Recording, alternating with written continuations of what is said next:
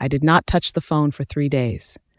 I left it exactly where it had appeared, on my kitchen table, between a bowl of unripe apples and a nursing journal I'd been ignoring since the hospital. I ate around it, slept with one eye toward the hallway, ran background checks on every door lock I owned. The phone was not the threat, it was the message.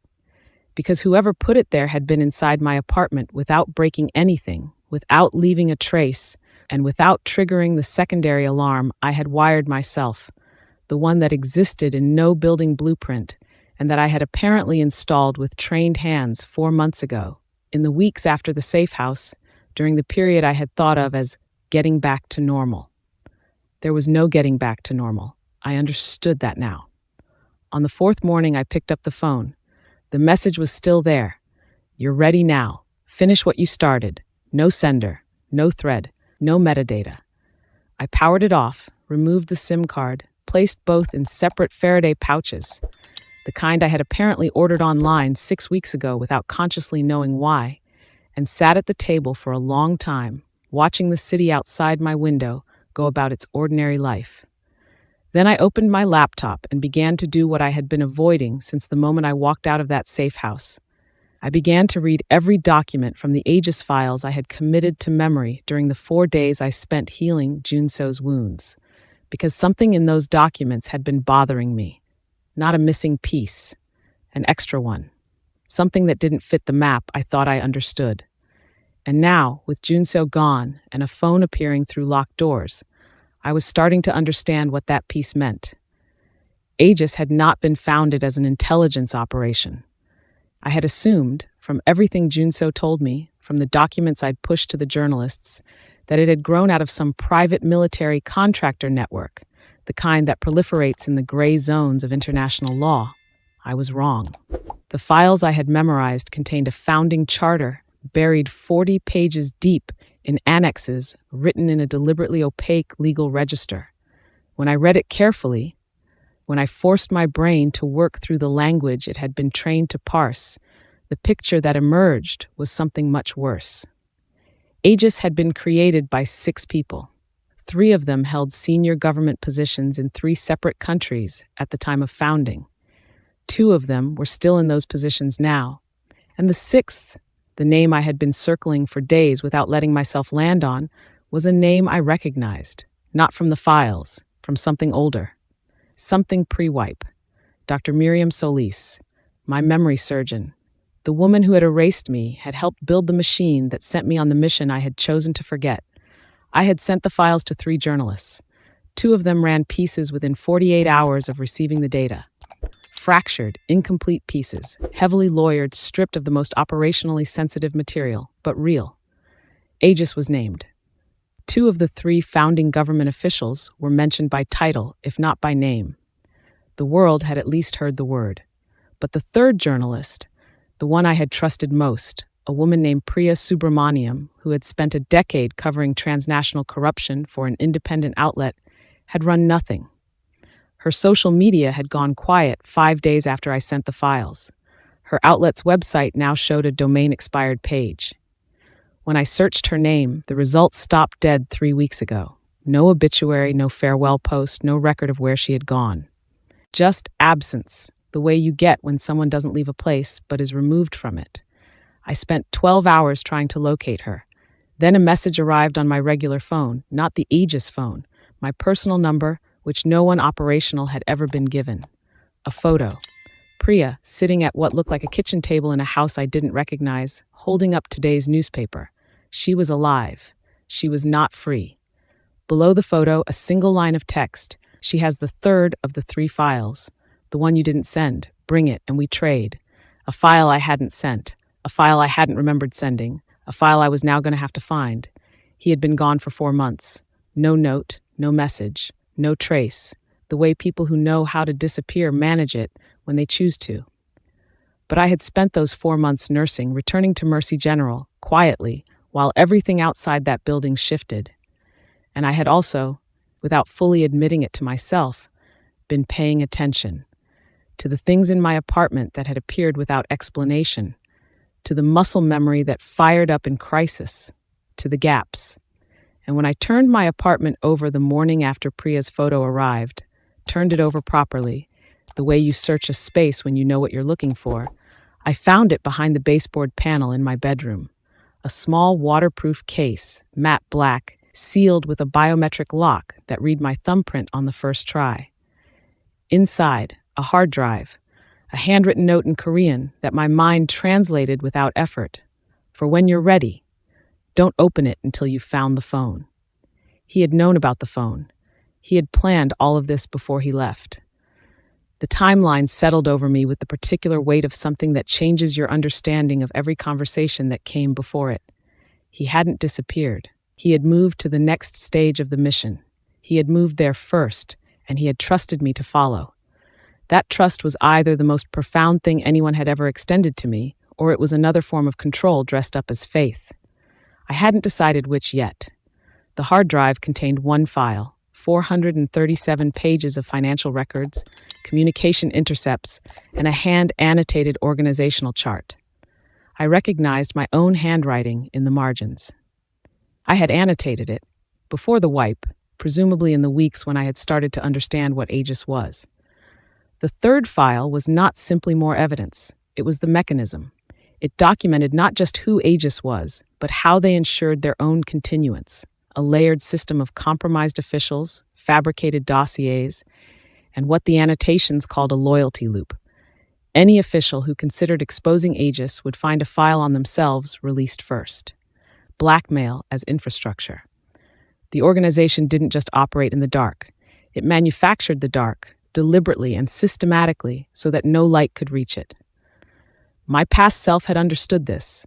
My present self was catching up, and somewhere in the margins of page 312, in ink that had been there for years, I had written 4 words that now felt like a letter addressed to me from across the gap of my own memory. Don't do this alone. I sat back. I already knew who the note meant. He hadn't left me a way to contact him. That was intentional, and it was also, I was slowly realizing, a test. He wanted to know if I could find him, not using the networks he had given me, not using channels he had built, but using the instincts that were mine. That had always been mine, even when I didn't know I had them. I started with the financial architecture in the Aegis files. Junso had understood Aegis's monetary infrastructure better than anyone. He had been one of their targets for long enough to reverse engineer how they funded their operations. One of the shell companies in the third file had a property holding in a city I had never consciously been to. But when I mapped the address, a particular memory fired, not from Mercy General, not from nursing school, but from the sharp, precise flashes that had started returning during the safe house fight. A dock, cold water, a warehouse building with red-painted iron shutters and a fire escape that faced west. I booked a train ticket that night, told no one. Left my personal phone on my kitchen counter, powered on with a loop of ordinary movement cued to its accelerometer, a trick I had apparently learned from a training module I couldn't explicitly recall. On the train, watching the city thin out into open country, I held the Aegis phone and thought about all the ways this could be a trap. Then I thought about Priya's face in that photo. Calm, the way people are calm when they are trusting someone to come for them. I put the phone in my bag and watched the countryside instead. The red shutters were exactly where the memory had placed them. I stood across the street in the dark for 40 minutes, reading the building. 2 guards on a rotation I timed from a cafe window. A third on the roof I only spotted because of the match flare at 11:18 p.m. The specific giveaway of someone who thought cold air was more dangerous than visibility. I went in through the west-facing fire escape at 11:34, when the third guard had just lit his second cigarette and had 12 minutes before he'd feel the cold enough to move again. The interior of the warehouse was quiet and smelled of machine oil and stacked wood. I moved through it in the dark with a certainty I no longer questioned. Up 1 level. Down a corridor that had been improvised between stacked cargo, and then light under a door at the end. I knocked twice, paused, knocked once. I didn't know why. It was the knock that came out of my hands before my brain made the decision. The door opened. Junso looked at me for a long moment, Behind him, 3 people I didn't recognize sat around a table covered in laptops and printed documents. "You found the doc," he said. "Yes," I said. "I was wondering when you'd come," he said. And from the very slight shift in his expression, the one that was not quite relief but was adjacent to it in a way I was starting to learn to read, I understood that he had been wondering for some time. He introduced them without sentiment. There was Kwan, a former Aegis signals analyst who had been living off-grid since faking his death 2 years prior.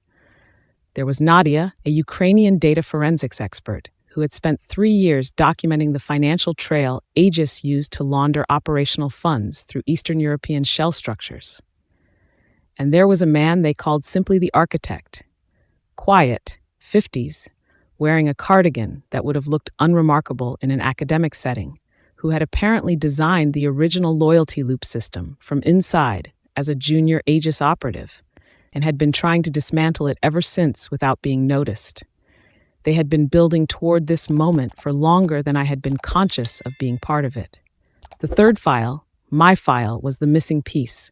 Without it, they had enough to make noise. With it, they had enough to make it impossible for Aegis to reconstruct under a different name. "They have Priya," I said after the introductions. Junso nodded. "We know. That's why the timeline moved." He pushed a map across the table. A compound on the northern coast. Remote, defensible, the kind of location you choose when you want to be able to deny everything and leave nothing behind. "She's there," he said. "And the 2 Aegis founders still in government positions are meeting there in 5 days. He met my eyes. After that meeting, the third file becomes either the thing that ends them or the last leverage they need to disappear permanently. 5 days, 1 compound, 4 people at a table, and a mission that had been mine longer than I could remember. I pulled the hard drive from my bag and set it on the table. "Then we plan," I said. The planning took 2 days. In the margins of that time, between operational briefings over cold meals eaten at the corner of a table covered in maps, he and I had the conversation we had been avoiding since the safe house. He started it, which was not what I expected. "You're angry about the hard drive," he said. "It wasn't a question.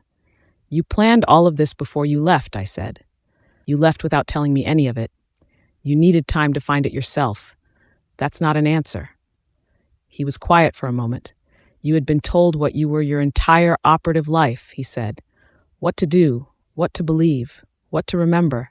I didn't want to do the same thing, even with better intentions." I sat with that. "So you hid information from me to protect me from being told what to do." He almost smiled.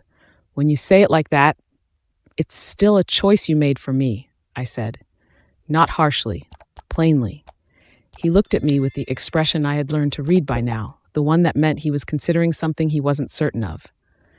"Yes," he said finally. "It was, and I'm not sure I was right." That was the most honest thing anyone in this world had said to me since I had started remembering. I didn't say that to him, but I think he knew. The night before we moved on the compound, Nadia's systems flagged a new intercept. An Aegis internal communication current using a cipher we had already broken. It mentioned a name I had been carrying in my chest like a stone since I found it in the founding charter. Dr. Solis was at the compound. She was not there as a prisoner. She was there to oversee a procedure, the same procedure, or one substantially like it, performed on someone else, an asset who had started remembering things Aegis needed them to forget. I read that sentence twice. I set the printout down carefully. Then I picked it up and read it again, because I needed to be absolutely certain of what I was feeling before I decided what to do with it. I was not angry, not exactly. What I felt was something colder and more useful, a complete and total clarity about why this had to end and end completely with no quiet corners where it could reconstitute itself. Junso watched me from across the room. "You want her?" he said, not an accusation, an observation.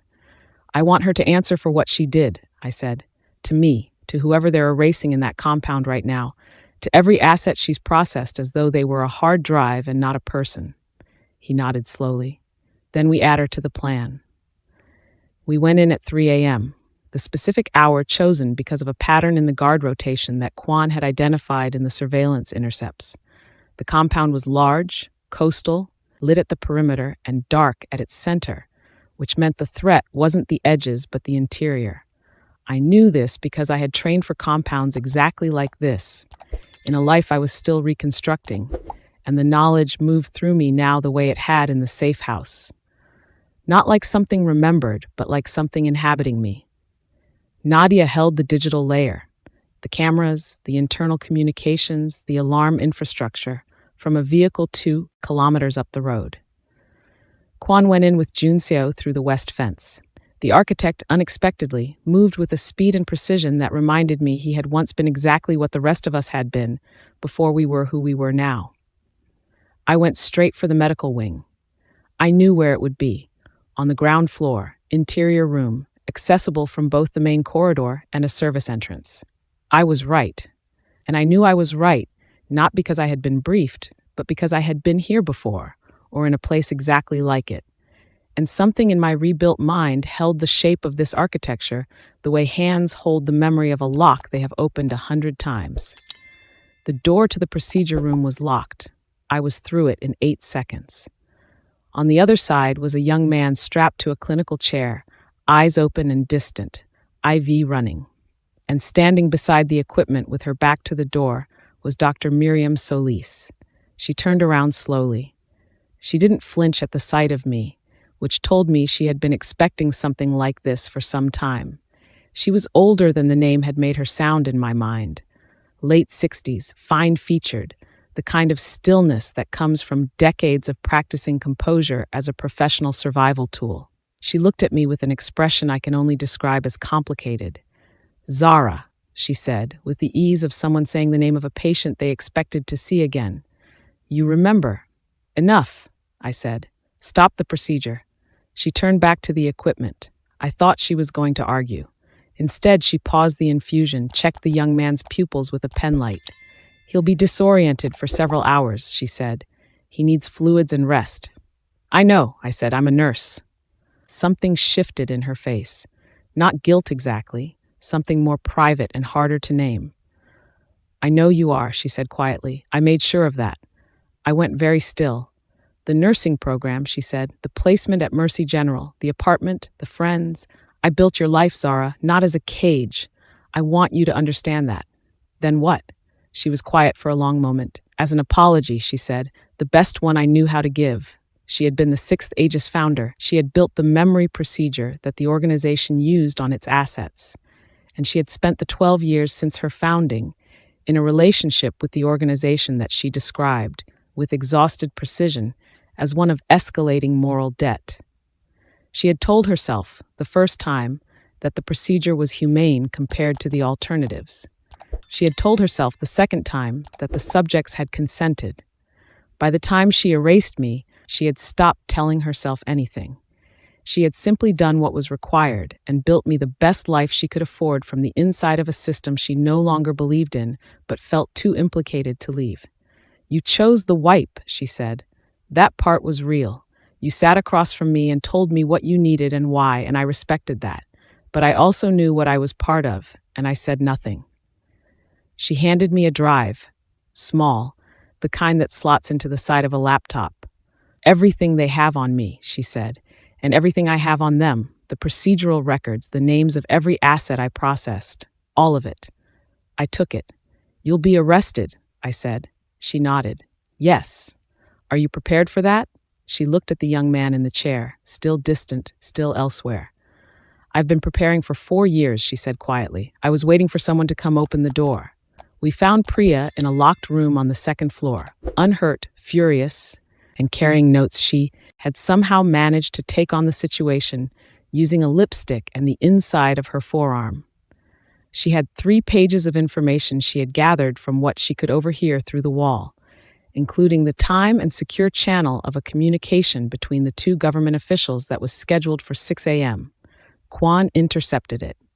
Nadia recorded it. The architect authenticated the metadata and transmission signatures in real time from the vehicle. At 6:09 a.m., while dawn was just beginning to gray out the water beyond the compound fence, we had a 34-minute recording of 2 senior government officials, discussing, in explicit operational terms, how to suppress the aegis disclosure that had appeared in the press, who to pressure, and what leverage remained in the loyalty loop. We had Dr. Solis's drive, we had the third file, we had Priya, who it turned out had not gone quiet because she was seized, but because she had been seized after sending the full, unlawyered version of the story to 4 additional outlets using an encrypted backup protocol she had never publicly disclosed. The pieces had been moving this entire time. We had simply needed to give them time to land. By noon, 7 news organizations had published material. By evening, both officials had suspended their government duties pending investigation. Aegis, as a functioning organization, ceased to exist in the way that entities cease to exist when the darkness they depend on is removed. Not with a single collapse, but with a slow, comprehensive exposure to light. 3 months later, I went back to Mercy General. Not to resign, to return. The hospital did not know what I had done or where I had been. To them, I was simply Zara Osei, senior nurse, back from an extended leave.